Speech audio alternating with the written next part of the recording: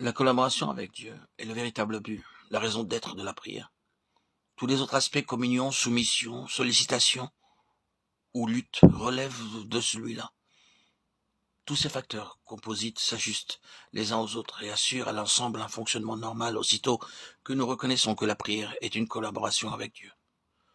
Nous nous trouverons nous-mêmes dans des dispositions propices à la prière qu'en prenant nettement position dans ce sens-là. Le vrai mobile de la prière est là. La vérité sur la prière, la voilà. La vie dans la prière, on ne la trouve que sur ce chemin-là.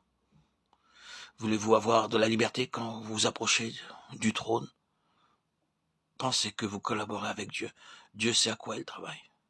Tant que vous n'aurez pas pris une position de relation et de dépendance à l'égard des plans de Dieu, vous n'aurez dans la prière ni vie ni liberté, et votre fardeau vous restera sur le cœur.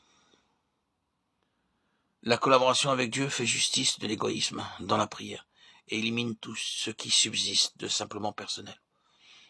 Aussi, est-ce là ce qui fait sa valeur? Il s'ensuit que la prière, entendue de cette façon, nous fait participer activement au plan divin, à la méthode divine, à l'heure divine, à l'esprit divin. C'est-à-dire, si j'ose ainsi m'exprimer, à l'état d'esprit qui suppose une activité divine. Chacune de ces choses est importante en soi. C'est très bien de connaître le plan de Dieu. Mais encore faut-il connaître la méthode qu'il emploie pour réaliser son plan.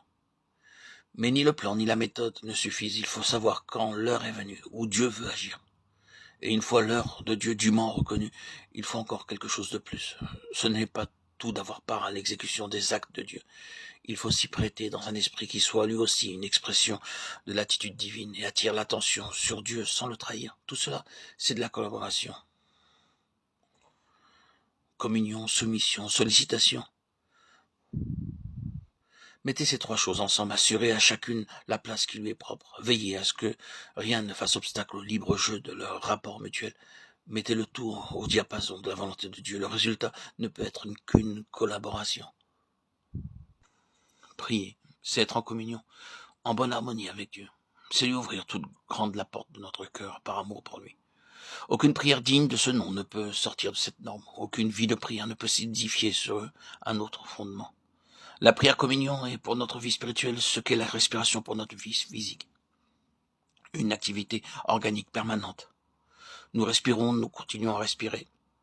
Sans jamais nous poser la question, vais-je prendre encore un peu d'air? En ai-je assez maintenant? La respiration est quelque chose qui diffère essentiellement de ces activités fonctionnelles périodiques, telles l'alimentation par exemple, qui s'effectue sous le contrôle de notre volonté. La respiration est involontaire, elle ne résulte pas d'un effort de réflexion, c'est une habitude. Pourrions-nous dire, et nous entendons par là quelque chose qui échappe facilement à l'observation de celui qui s'y adonne, ce qu'on fait par habitude, on le fait sans être conscient sur le moment de l'acte qu'on accomplit. Quand une habitude s'est ancrée, elle devient, sans que nous nous en rendions compte, un des éléments constitutifs de notre vie de tous les jours. Or, la communion avec Dieu est cela, quelque chose qui continue, qui dure. Mais oui, nous sommes en contact avec le Seigneur et spontanément, involontairement, nous lui ouvrons notre cœur. C'est là le fondement essentiel de la vie de prière. Et nous devons veiller à ce que ce fondement soit à sa place. Toute notre vie de prière n'est pas là, mais ce contact permanent avec le Seigneur, cette communion habituelle, cet épanouissement spontané de notre cœur devant lui et à l'arrière-plan de toutes nos activités réfléchies. Il y a là quelque chose dont on ne saurait sous-estimer la valeur, car si nous avons cette base-là, toute notre vie de prière s'en ressentira et verra son efficacité accrue d'autant. L'existence est tout autre quand la place de la prière n'est pas limitée aux heures d'épreuve, d'alarme ou de nécessité.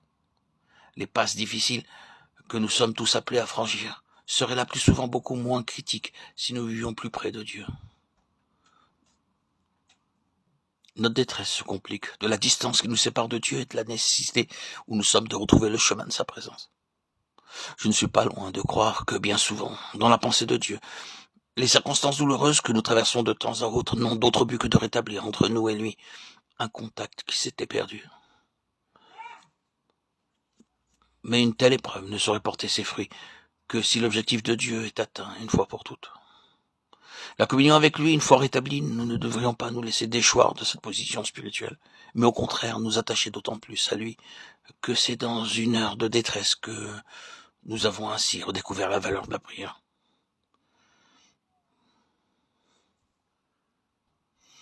La prière est un acte de soumission, et ici nous devons nous rendre compte qu'il peut y avoir une contradiction dans les termes. Prier, c'est se soumettre. L'inaction passive qu'on cherche quelquefois à faire passer pour de la confiance n'a rien de commun avec la prière. Il ne manque pas de gens pour faire grand cas de cette attitude-là, qui prétendent être une des formes de la confiance et qui n'est au fond que de la passivité, de l'inertie. Ce n'est pas de la prière, cela. Loin d'être quelque chose de passif, la soumission comporte toujours un élément d'action et ne saurait se passer de la volonté. Prenez bien note de cela. Il y a des chrétiens en grand nombre qui prétendent s'appuyer sur le Seigneur, qui comptent tranquillement sur lui et qui croient par là faire acte de soumission.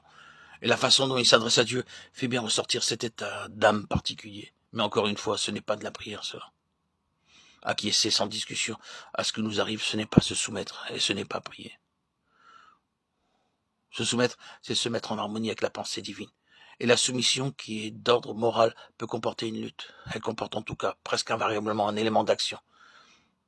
Elle fait donc intervenir la volonté. Sous quelque angle qu'on la considère, la prière est toujours quelque chose de positif. Elle n'a jamais rien de passif. Compter sur Dieu est tout autre chose. C'est peut-être une forme de la confiance, mais n'entre pas dans le cadre de la prière. La foi, par contre, est à sa place ici. Mais la foi est toujours quelque chose d'actif. Elle n'a rien de commun avec la passivité. Il peut y avoir lutte avant que la foi parvienne à sa position de repos. En fait, il en est souvent ainsi, mais il y a loin entre le repos de la foi et ce que nous avons appelé un acquiescement sans discussion. Le repos de la foi, c'est l'ultime ajustement de l'être qui s'est mis en harmonie avec la pensée divine. Ce second aspect de la prière soulève sans doute bien des questions, mais il est essentiel de reconnaître qu'il y a dans la prière cet élément de soumission qui est toujours quelque chose d'actif. La soumission dont nous parlons ne consiste pas à se laisser tomber devant Dieu en disant « Eh bien Seigneur, j'aime à croire que tout ira bien, je suis d'accord avec cette situation et je m'en remets à toi entièrement. » Non, non. Se soumettre, c'est s'aligner positivement avec la pensée divine. C'est un acte réfléchi de notre volonté, qui se met en accord avec celle de Dieu et prend une position de principe à l'égard de tout ce qu'il peut désirer.